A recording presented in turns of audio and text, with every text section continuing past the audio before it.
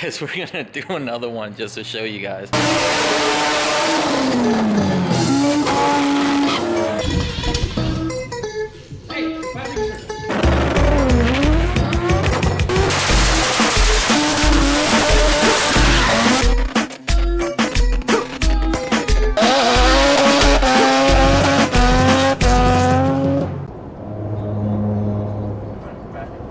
Well, you guys burnt my ECU, so we're going to see if it works. I wish you guys would have gotten me soldering on that motherboard. No, we're trying to hang out with wires and we forgot to get we forgot to get footage. But we pretty much took 2 electronics. Somewhere here. And one was burnt, the other one's burnt. And out of the 2, we made one good one, hopefully. So, I don't know, we're going to plug it in. And if the car turns on, maybe we can rip it at the compound. Yeah, we got to tune the idle on the S15. On Colette's S15. So they're having issues with the tranny. The tranny guy's blaming the tuner. The tuner's blaming the tranny guy. The tranny guy's blaming the engine builder. So they're getting us over there to look at the car and pretty much blame one person. So we'll find out who's to blame. Don't blame me though. Yeah.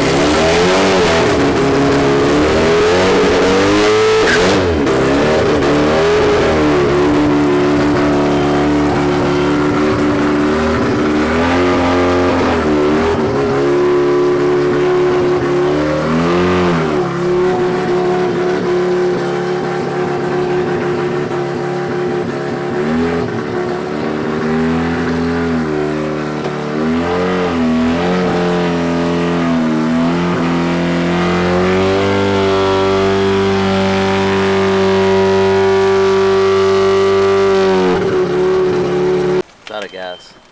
Nowhere. No.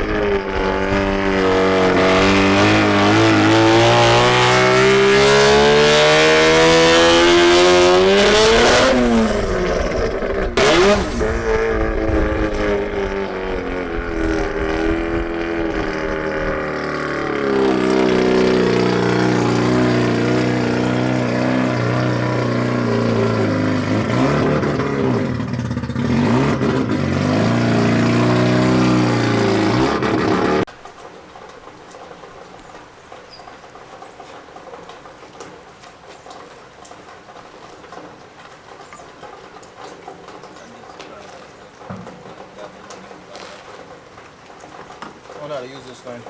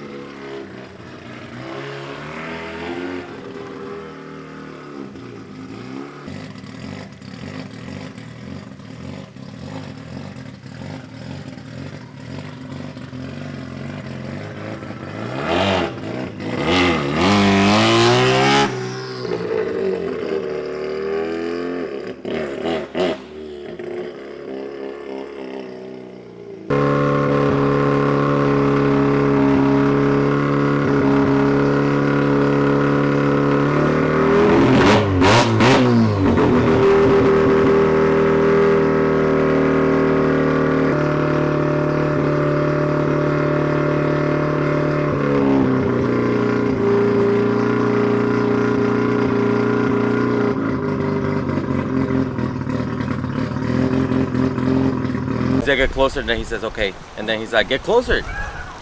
Alright, cut. So you can see it started raining a little bit. So right now, we found a couple things with the ECU. Nothing that's wrong. It's just stuff you don't really use anymore on rotaries because they're unpredictable. They have the intake and exhaust open at the same time, so it throws false readings. But it has the air fuel is correcting at idle, so the ECU is like fighting itself, doing crazy stuff, trying to get an air fuel ratio at idle.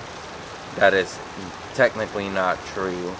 The idle, the fly-by-wire throttle body is trying to target an idle, but that target idle is also fighting itself, so it just starts jumping around, and that's why you have two different idles. So we're gonna shut all those things off, get it to stabilize. Right now the car is taking off and going through the RPMs fine. The only issue is they're working on the shifts. First and second gear is not really, there's like a delay of 5 seconds, so he's fixing that. But once that's ironed out, we should just be able to work on a little bit of the idle tuning, and the car should be good to start doing transmission tuning. Because right now what they're trying to do is get some transmission tuning done, and then need the car not to shut off, and that was the issue that was doing.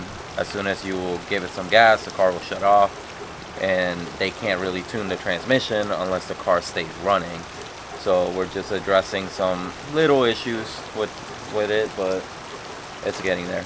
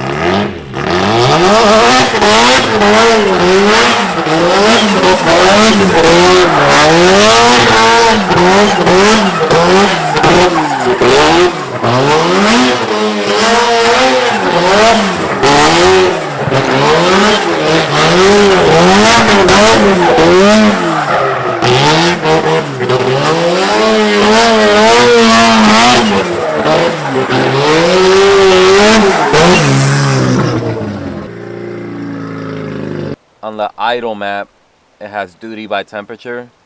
So it was between 176 to 184 was two different duties at idle.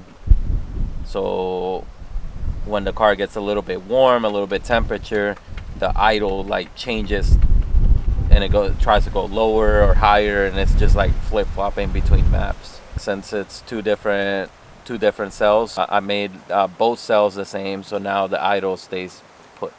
I did adjust the transition table. The transition table was set by TPS, and it was kind of doing its own thing, because since it was set on TPS, the fly-by-wire always reads a little bit over 5%, so the transition table was activating even though it was just at idle. So since it doesn't read a true 0, the transition table was acting up also. So now with all those little settings, you can hear the difference. You know, the idle's way lower, it's more stable, and it's a little bit more responsive.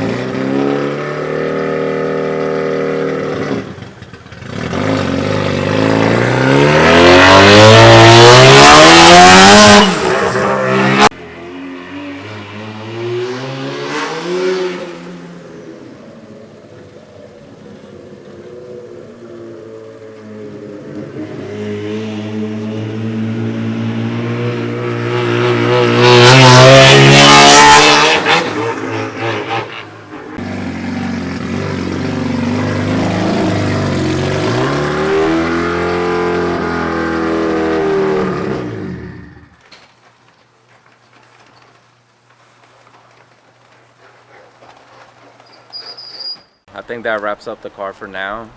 Tuning wise is adjusted for idle, cruising, and transition, which they still have to do a lot of transmission tuning. So they obviously it rained today, we can't drive it on the street, so we're gonna head out. They're gonna finish the transmission tuning, and we should be seeing this car out at events pretty soon, so super excited about that. This year we're actually planning on going to a lot of drift events, so you're about to see, I don't know if it's gonna come out before or after, but you're gonna see the build breakdown of the FC, pretty much start to finish. And we're taking the car for first event, so we have an FC back in the fleet.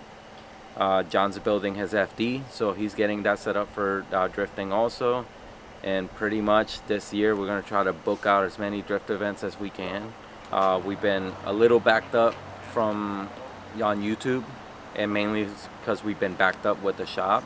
So what we've been doing the past like couple years that we've been missing on YouTube is finishing customer cars. So right now we're to a point that we're 15 cars in customer wise. We're gonna finish the rest of them, and we're gonna start concentrating on the YouTube page. So we're gonna try to invest as much money and time as we can onto the page now, and we're gonna set ourselves a goal for May and have before we start all these events, try to bring it up to 150,000 subscribers. So make sure to like, subscribe, and we'll see you guys later.